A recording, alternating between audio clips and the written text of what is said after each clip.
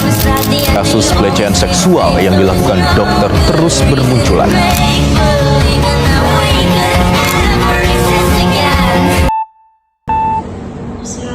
Assalamualaikum warahmatullahi wabarakatuh. Halo teman-teman, selamat datang di podcast kami. Semoga kalian semua dalam keadaan sehat dan baik-baik saja. Pada kesempatan kali ini, kita akan membahas sebuah kasus yang cukup menyita perhatian masyarakat, khususnya di wilayah Kalimantan Selatan, yaitu kasus dugaan pelecehan seksual yang terjadi di lingkungan pondok pesantren di Kabupaten Banjar.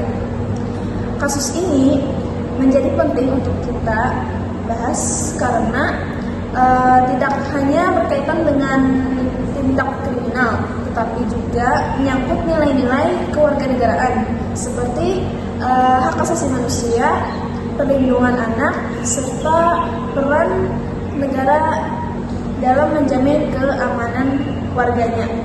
Selain itu, kasus ini juga membuka mata kita bahwa lingkungan pendidikan yang seharusnya menjadi tempat aman dan nyaman ternyata bisa saja menjadi tempat terjadinya pelanggaran jika tidak ada pengawasan yang baik.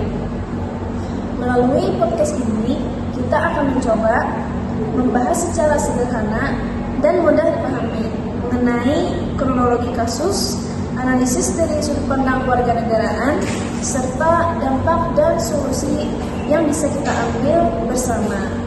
Baik, tanpa berlama-lama lagi, mari kita masuk ke pembahasan pertama yang akan disampaikan oleh narasumber kita. Baik, saya akan menjelaskan kronologi kasusnya. Kasus ini terjadi di sebuah pondok pesantren di Kabupaten Banjar.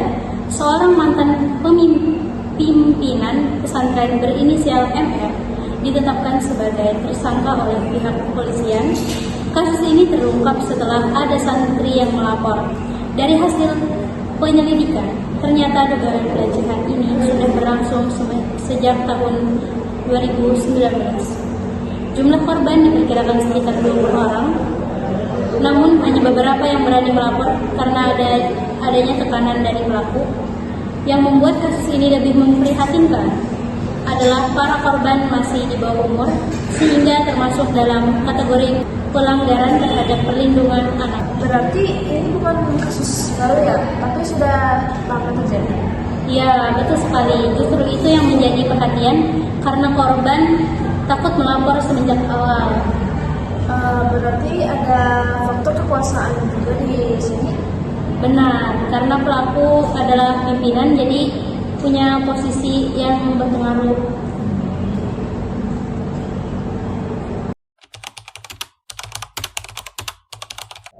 Kalau menurut Aulia, gimana analisis keluarga negaraan itu sendiri? Ya, kalau menurut saya, kalau dipandang dari sudut pandang Pancasila atau kewarganegaraan, kasus ini jelas melanggar hak asasi manusia, terutama di hak pelanggaran terhadap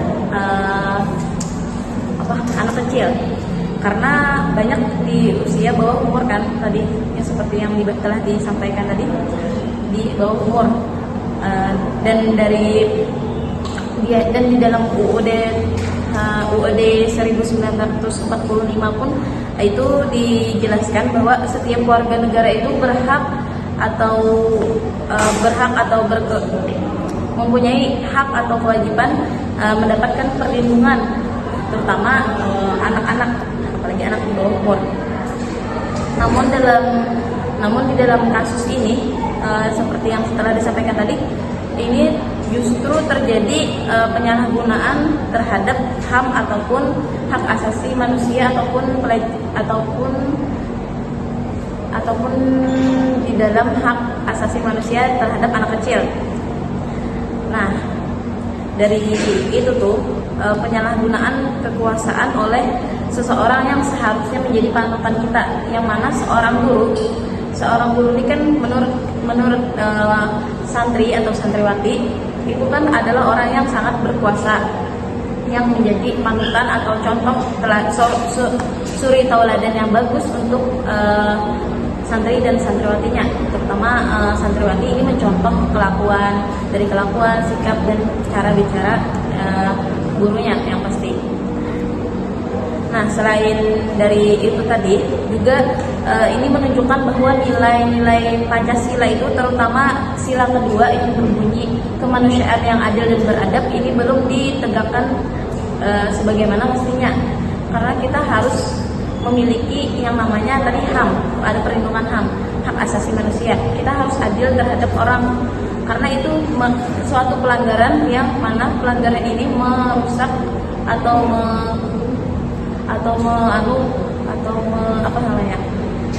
lebih ke melanggar lah hak asasi manusia, dan itu tidak sesuai dengan sila kedua Pancasila. Selain dari dalam UUD ataupun dari sudut pandang keluarga negaraan tadi, ini juga ada melalui sudut pandang ke aparat yang berwenang atau aparat yang kayak kepolisian atau yang lainnya, yang mana aparat penegak hukum ini juga berkewajiban ya atau berhak menegakkan kayak berhak seperti itu, menegakkan keadilan di Indonesia terutama. Kalau menurut kamu, kenapa korban sering takut melapor?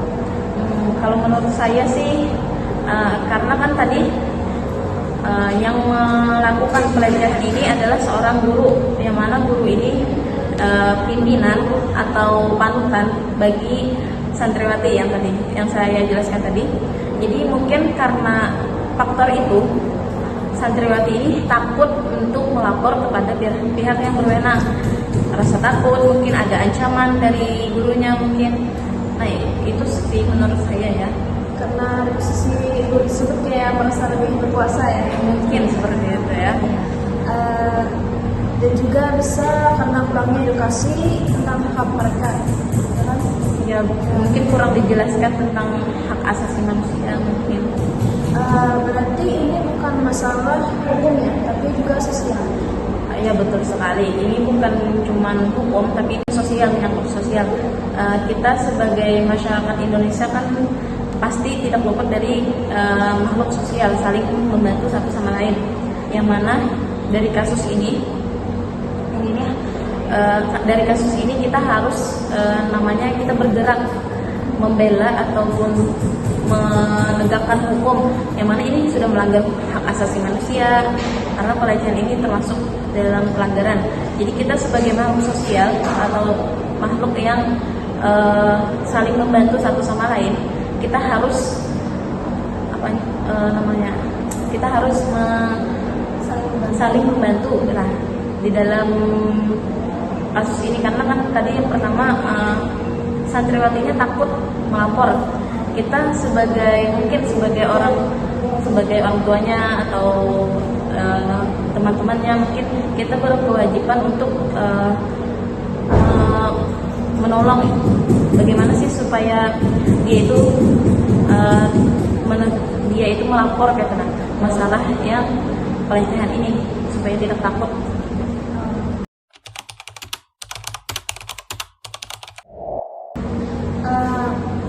Kalau menurut Sandra, bagaimana dampak dari sanksi? Dampak dari kasus pelecehan ini sangat fatal ya, terutama para korban, turut prihatin para korban yang sudah mengalami pelecehan tersebut. Pertama, dampaknya itu bisa terjadi trauma psikologis kepada korban yang memberikan kepercayaan kepada pelaku oknum pemimpin, tetapi karena pemimpinnya tidak bertanggung jawab, maka rusaknya kepercayaan tersebut. Terus yang kedua, rusaknya kepercayaan masyarakat terhadap lembaga pendidikan, terutama pesantren, di mana pesantren yang awalnya sebagai wadah ilmu agama atau biasa bisa disebut sebagai wadah untuk menuntut ilmu, maka itu dianggap baik, maka jadilah tercoreng karena adanya oknum pemimpin yang tidak bertanggung jawab. Yang ketiga pastinya mencoreng nama baik institusi keagamaan seperti pesantren itu dicap sebagai wadah ancaman lah bagi anak-anak. Lalu solusinya menurut saya itu kita harus memperketat pengawasan di lembaga pendidikan, terutama lembaga pesantren. Yang kedua, kita juga harus mengedukasi anak tentang hak dan perlindungan diri serta bisa membatasi diri. Yang ketiga, penegakan hukum yang tegas tanpa pandang bulu, terutama kita bisa melaporkan apabila ada perbuatan atau tindakan yang memang itu termasuk kriminal ya atau tidak baik, itu bisa dilaporkan.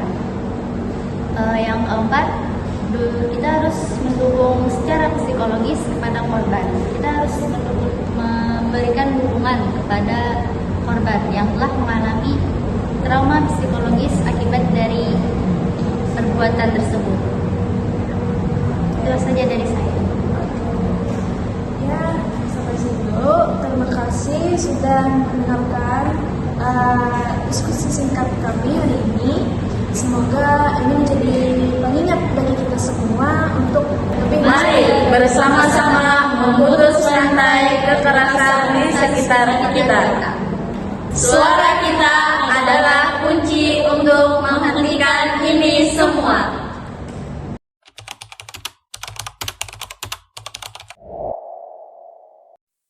Nah, dari kesimpulan yang dapat kita ambil dari podcast tadi, bahwasanya kita sebagai rakyat yang bernegara, kita seharusnya saling mendukung, saling mensupport atas tindakan-tindakan yang tidak sesuai dengan hak asasi manusia, khususnya kepada anak. Jadi, kita sebagai rakyat harus menyuarakan suara kita agar rakyat Indonesia menjadi sejahtera. Tentunya di kalangan sekarang yang sedang marak-maraknya itu kasus pelecehan seksual.